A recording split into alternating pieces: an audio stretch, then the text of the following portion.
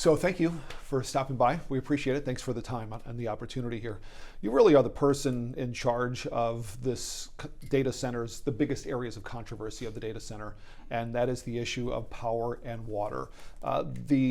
Whether it's Amazon or whether it's not Amazon, those are the big issues everywhere. What can you tell the people who have some of the biggest fears going into this project that perhaps those fears might be misplaced? Yeah, Bob, thanks for having me this morning, and it's great to spend a little bit of time to talk about this. As I take a step back, as my role for the head of Power and Water for Americas, for AWS, we take a goal of delivering data center capacity on behalf of our customers. Data centers provide the digital backbone for our economy. People interact with them day in and day out. And those do require power and water as part of some critical infrastructure, amongst fiber and land and people to operate them as well. My job is to deliver power and water to the data centers cost effectively while not impacting the ratepayers. So every day we work to deliver power from a utility, mostly, that goes through a regulatory process, either via tariffs or some sort of bilaterally negotiated contract, that brings power that meets AWS scale so we can deliver data center capacity on behalf of our customers while doing it without impacting customer rates in the region. And there's plenty of artifacts around the country that show that we're able to power a data center while not impacting rates, and actually we're investing on the grid to positively impact the community.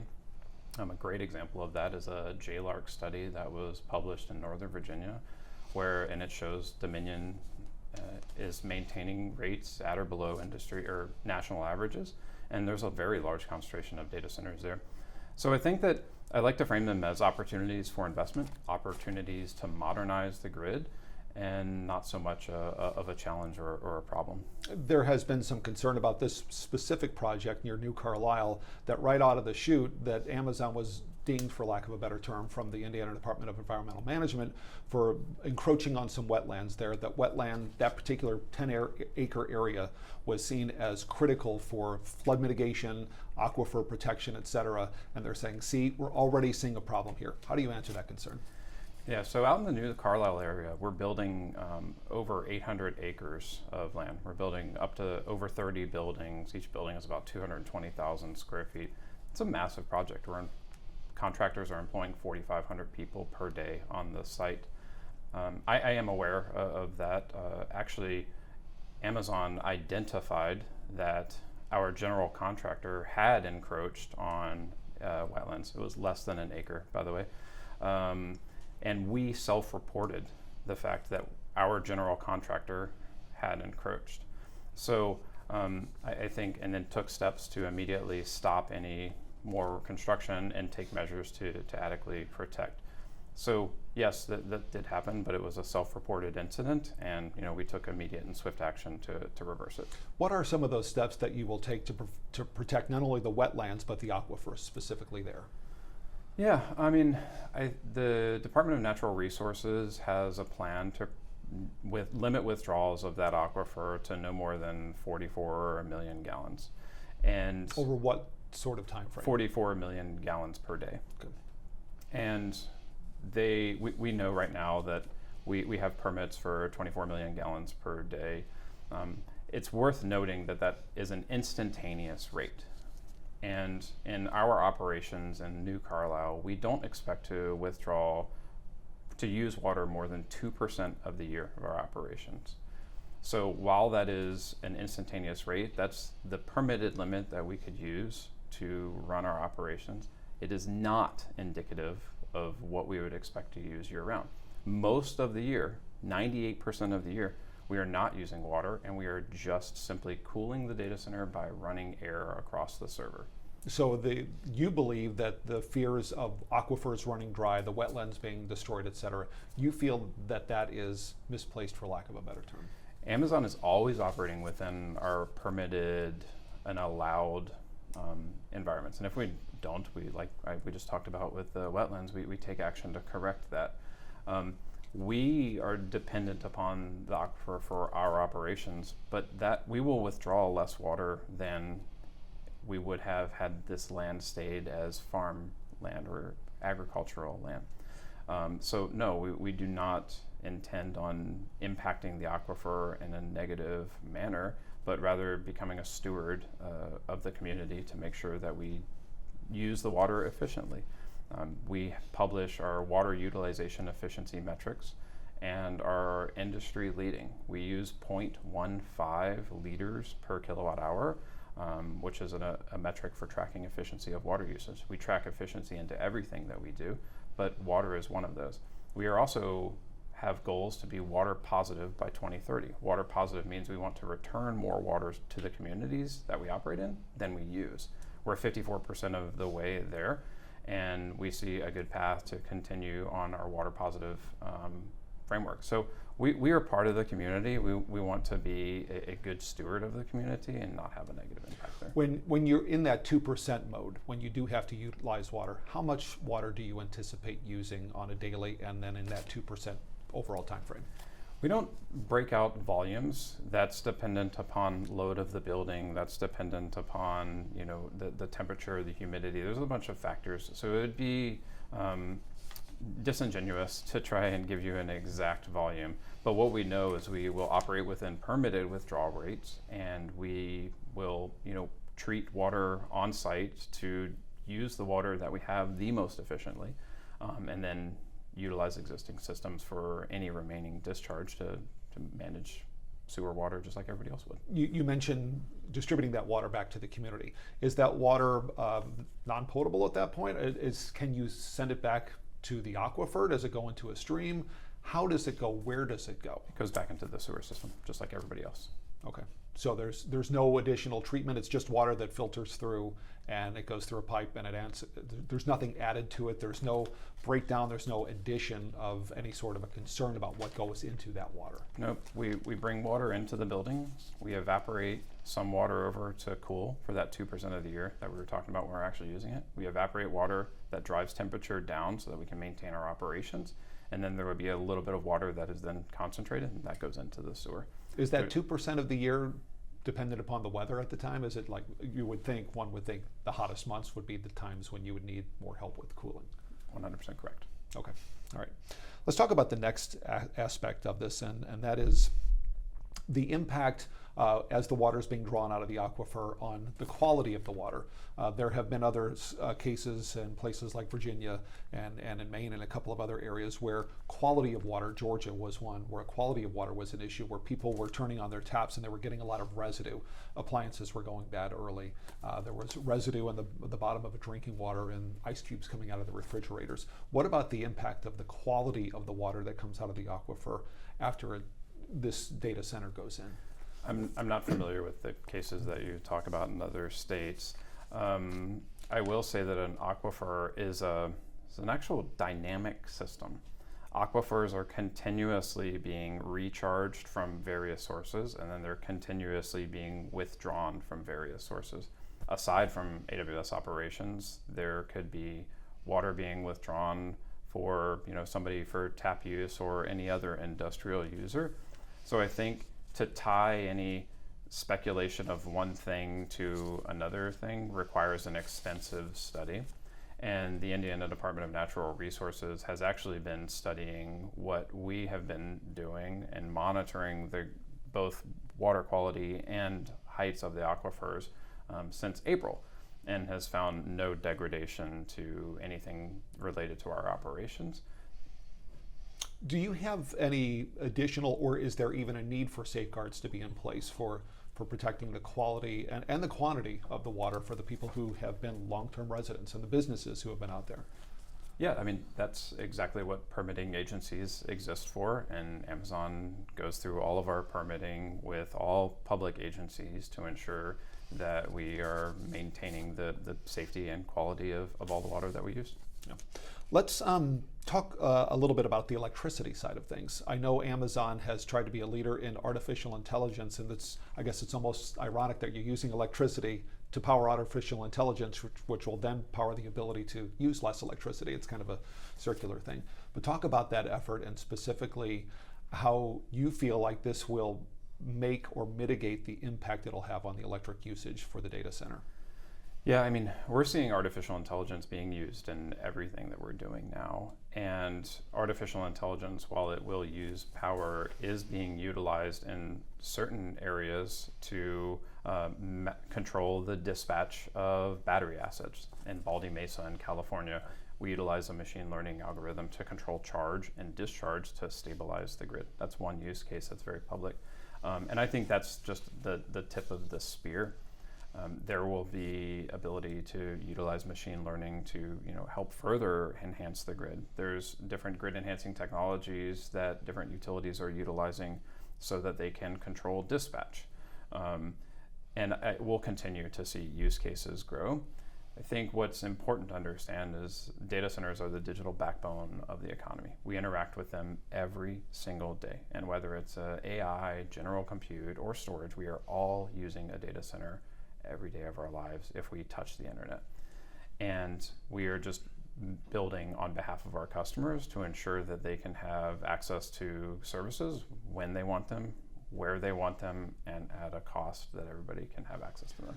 Part of the using of renewable energies is wind. There's been a lot of talk out of Washington that wind power is not effective, it doesn't work, we're going to cancel those wind energies. What does that do to the Amazon strategy to utilize some of this renewable energy? Yeah, well, to start, we have 5 active wind and solar projects in the state of Indiana for a total of 635 megawatts. That's enough to power a little bit over 145,000 homes. So I think that speaks to the efficacy. Wind and solar are both intermittent resources, and wind paired with battery storage, they can actually provide some level of a firming asset. Now, we are the world's largest corporate purchaser of renewable energy for the 5th year in a row. We have over 600 wind and solar projects around the world. Amazon met our goal to power all the operations around the world matched with renewable energy in 2024. And we did that through years of very intentional investment.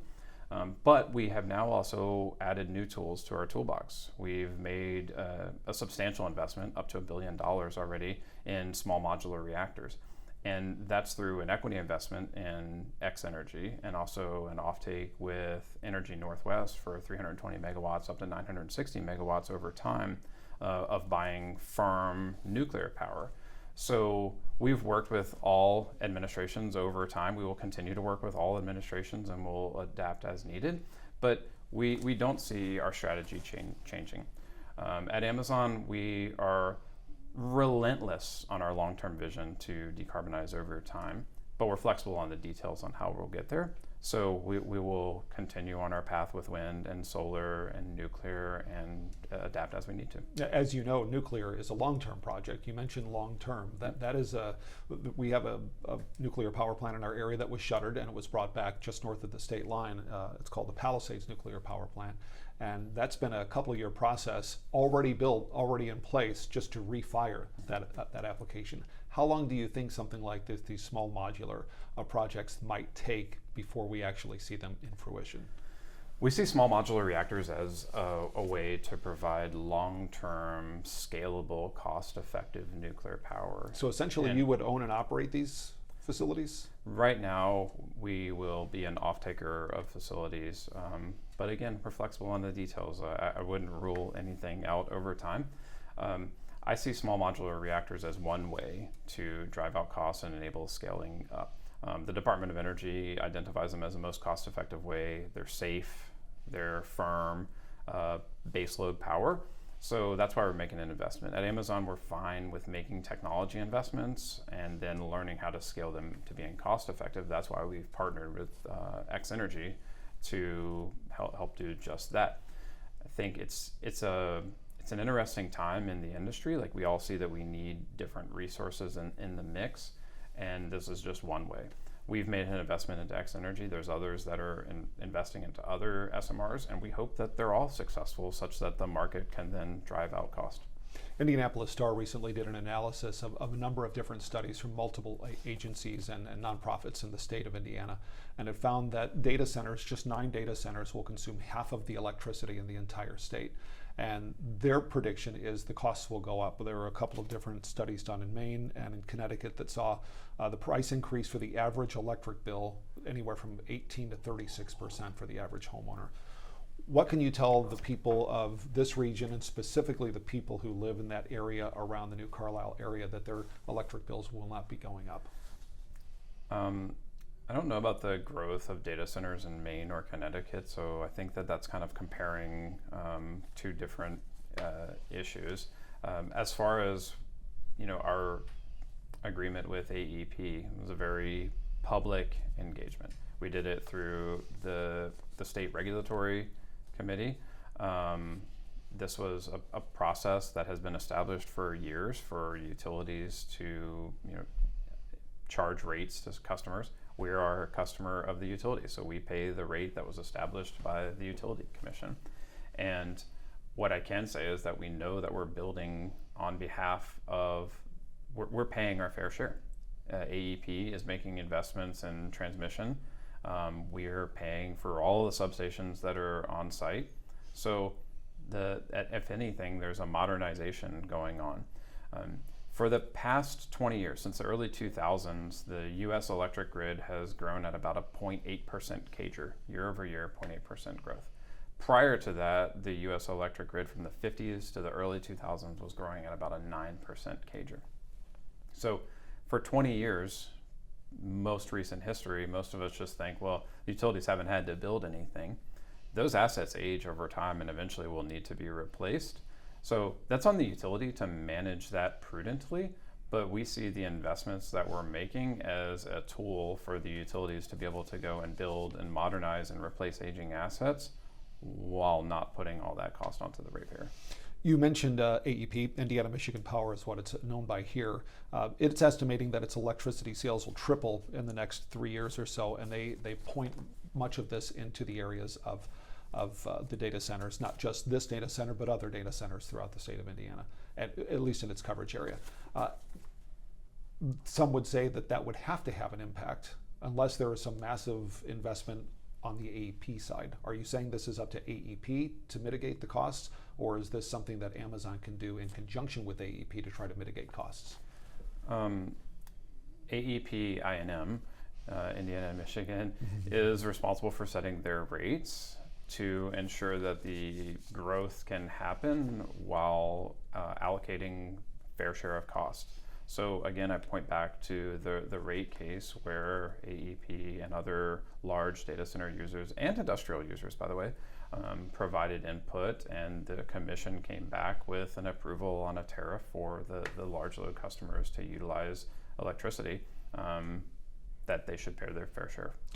During your due diligence process, before you even targeted this area, was it the common belief within your company that this infrastructure is already set and in place that can handle the type of load that a data center would require?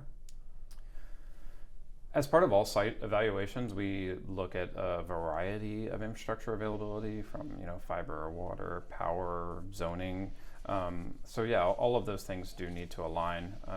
However, there's always going to be last mile investment and then long-term planning to integrate the new load into the existing utilities, what they call an IRP, an integrated resource plan. That's how utilities plan for the long term. So yeah, we saw an opportunity, but we knew that there would have to be investment as well. So ultimately, you feel like that the electricity demand is already being met to at least a certain level that you can launch these projects. And some of these buildings are going to be going live shortly. We have buildings that are live now. Currently. So you have, ultimately, there are up to 30 acres, 16 buildings, I believe, and on this particular project? In total, 860 acres, over 30 buildings is what we're planning for. So as you look at the overall issue of, just in general, this is not just specific to electricity, it's not just specific to water. What made this particular area attractive to you? Because as you probably read, there's another $12 billion data center proposed that the county is wavering on whether it agrees to it, but that tends to tell the neighbors out there's something about this area that makes it attractive. What was it that made it attractive to Amazon? The IEC zoning that was established, way back in the 80s, there was some foresight in looking at the available infrastructure, the available land, and the zoning that was there. That was one of the key drivers for our decision to grow in this area. And you feel as though the infrastructure, both water and every other aspect of infrastructure you need to make this possible, is currently in place? Or at least in the process of getting into place? Yeah, there's infrastructure is a continuously evolving space. And whether it's the growth of data centers or the growth of electrical vehicles or the growth of onshoring of manufacturing, we will continue to build out infrastructure. So it's a combination of available infrastructure and ability to build. And Amazon is 100% confident in investing where we need so that we can build our infrastructure out to support our customers. I'll ask, those are the details. I'll ask just to wrap up here, a couple of, and I mean the interview, wrap up the interview, just a couple of 50,000 foot questions that I think are on the minds of some of the neighbors there. We'll start with the aquifer. Will the aquifer be there as it currently is when this project is complete compared to what we see today? I'm sorry, not the aquifer, the wetlands. Well, the wetlands that are currently in place that people are concerned about the 10-acre area of wetlands, will that wetland still be in place? I mentioned the aquifer, I misspoke. Will the wetlands be in place at the end of this project? We will comply with all of our permitted requirements and make sure that we are adhering to all local regulations and laws and develop in accordance with permitted process. Okay, and the second question related to, and the final question related to water, that there is no threat to the aquifer there and the supply and the quality and the quantity of water that comes out of that aquifer for the people who live in that region. The people who live in that region are dependent upon the aquifer, and we are dependent upon the aquifer for the operations of our facilities. So we'll continue to work with the Department of Natural Resources to evaluate over time and make sure that there's ability for all of us to utilize it. And the last question on electricity, is there any sort of a, lack of a better term, a guarantee that the people's bills won't be going up in a dramatic fashion other than the course of normal growth? The bills for the customers are established by the local utilities, I&M in this case, and I think that there's a multitude of factors that can impact a residential or an industrial or a large load user bill. What I can say is that I know that Amazon will continue to pay its fair share for the infrastructure that it needs to run its operations. Okay. Any final message you'd like to give? No, thanks. Okay, thank you. Thanks again for watching this WSBT 22 exclusive interview with the head of America's Water and Power through Amazon Web Services. We had an opportunity to talk with Mr. Oyer, and at 12 minutes and 30 seconds, you may have noticed a flash frame. That was an edit, the only edit we made, and that was specifically because we agreed to allow him to rephrase a sentence that he had made because he was concerned about misinformation about renewable energy. So we did allow that one edit. It was a very short edit, and he rephrased the same sentence. So just for clarification and transparency on that. And after our story aired, we got a piece of information from Amazon saying there was another misstatement that Mr. Oyer had made, again, unintentionally. He mentioned that Amazon is allowed and permitted to use 24 million gallons of water per day. In reality, it's all industrial use is 24 million gallons per day, not just Amazon. It's for the GM battery plant and any other future industry that may settle in that area of New Carlisle. So just for transparency and clarity, those are the 2 points you may need to notice. Thanks again for watching. Thanks for watching. Here's another story you may like, and subscribe to the WSBT 22 YouTube channel.